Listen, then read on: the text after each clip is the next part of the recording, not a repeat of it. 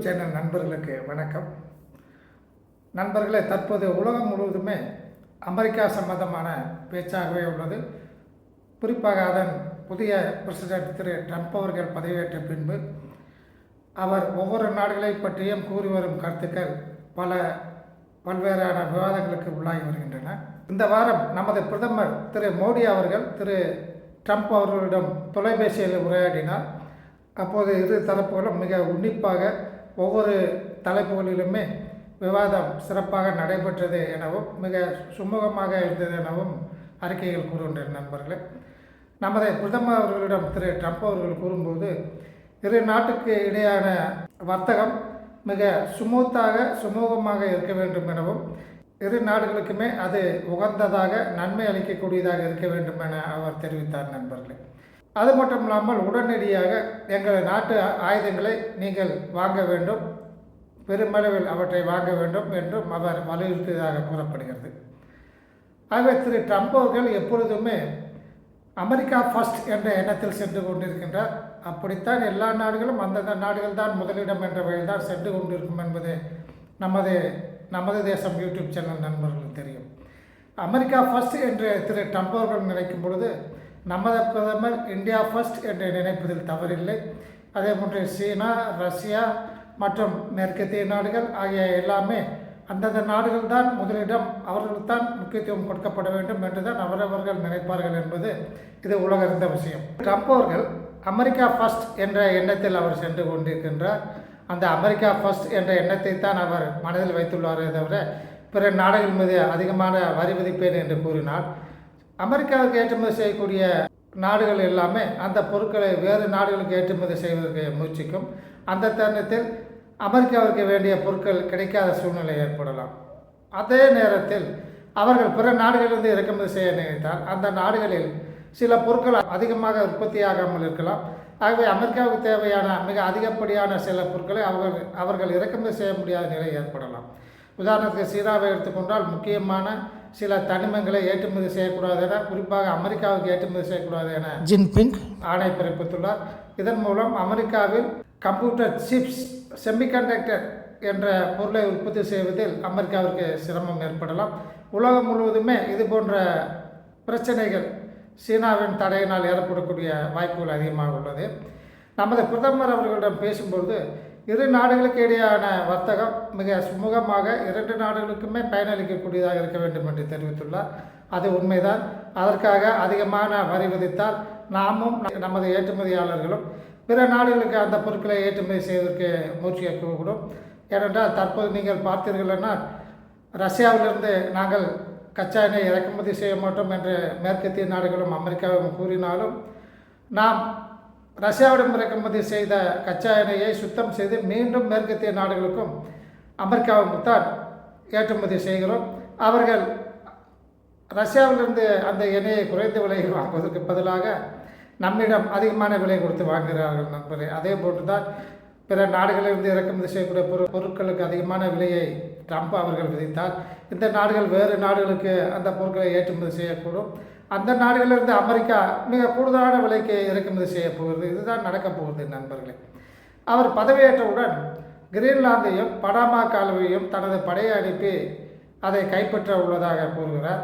ஆகவே அந்த நாடுகள் எதுவுமே இவற்றுக்கு அமெரிக்காவுக்கு பிரச்சனைகளை ஏற்படுத்தாத போது தனது படைகளை அனுப்பி அவற்றை கைப்பற்ற நினைப்பது இது எவ்வகையில் நியாயம் என்று உலக நாடுகள் கேட்கின்றன.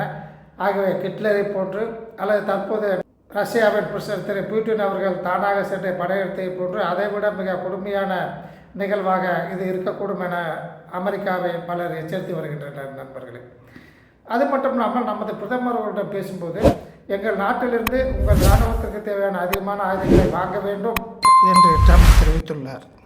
ஏனென்றால் இவர் முரண்டு பிடிக்கக்கூடியவர் என்பது நமது நாட்டிற்கு நன்கு தெரியும். இராணுவத்திற்கு தேவையான தளவாடங்களை இறக்குமதி செய்யாமல் நாம் வேறு நாடுகளில் குறிப்பாக மல்டி ரோல் ஃபைட்டர் ஏர்கிராஃப்ட் 114 எண்கள் வாங்க நாம் தற்போது முயற்சித்து வருகிறோம். அதை அமெரிக்காவின் விமானமாக இல்லாமல் நாம் பிரான்ஸ் நாட்டிடமோ அல்லது ஸ்வீடன் நாட்டிடமோ அந்த விமானங்களை வாங்கினால் உடனே ட்ரம்ப் நம் மீது ஏதாவது பிரச்சனையை கிளப்புவார். அவ்வாறு தான் அவர் செய்யக்கூடிய ஒரு தலைவராக தெரிகிறது. நண்பர்கள், இவ்வாறு அமெரிக்கா நம் மீது கட்டாயமாக ஆயுதங்களை வாங்க வேண்டும் என்று அவர் கூறும்போது நாம் குறைந்த அளவில் அந்த பொருட்களை வாங்குவதற்கு நமது நாடு முயற்சிக்கக்கூடும் நண்பர்களே. உதாரணத்திற்கு C-17 என்று சொல்லக்கூடிய குளோப் மாஸ்டர் என்று சொல்லக்கூடிய போக்குவரத்து விமானம். இந்த விமானம் நாம் சுமார் 10 எண்கள் வேண்டும் என்று அமெரிக்காவின் தலையீட்டினால் 10 எண்களை வாங்கினோம்.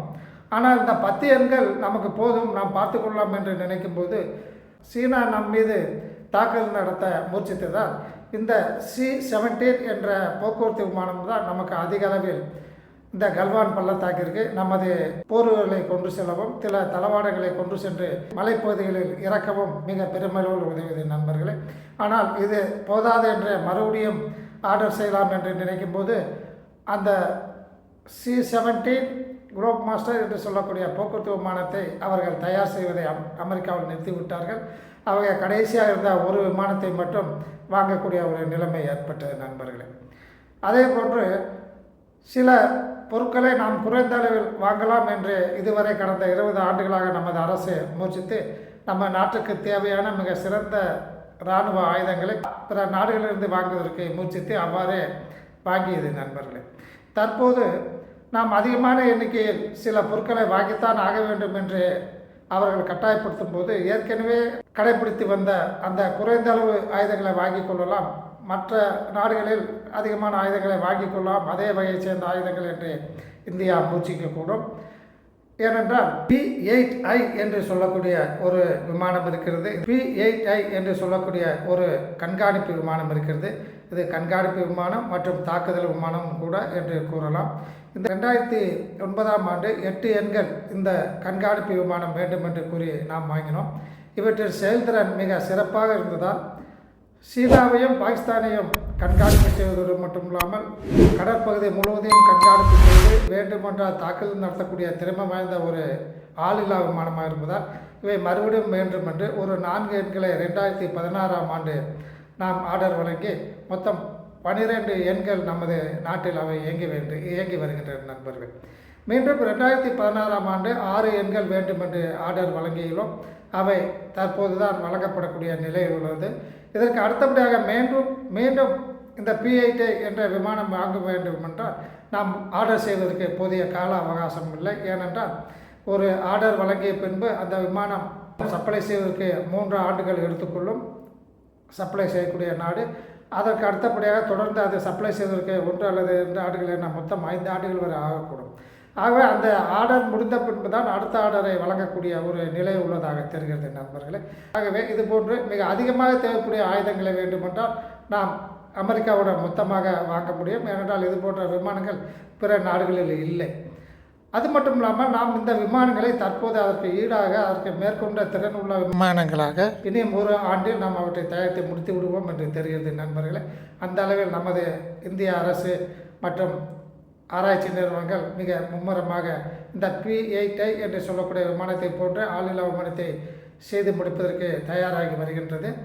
ஆகவே நமக்கு தேவையில்லாத பொருட்களை பிற நாடுகளில் வாங்கும் பொருட்டு அமெரிக்கா வற்புறுத்தலுக்காக மிக குறைந்த அளவில் வாங்கி கொண்டு சில ஆயுதங்கள் நமக்கு கண்டிப்பாக தேவை, பிற நாடுகளில் இல்லை என்ற ஆயுதங்களை மட்டும் அதிகமாக அமெரிக்காவிடம் வாங்கக்கூடிய ஒரு சூழ்நிலையில் நமது அரசு இருக்கும் என்று தெரிகிறது நண்பர்களே.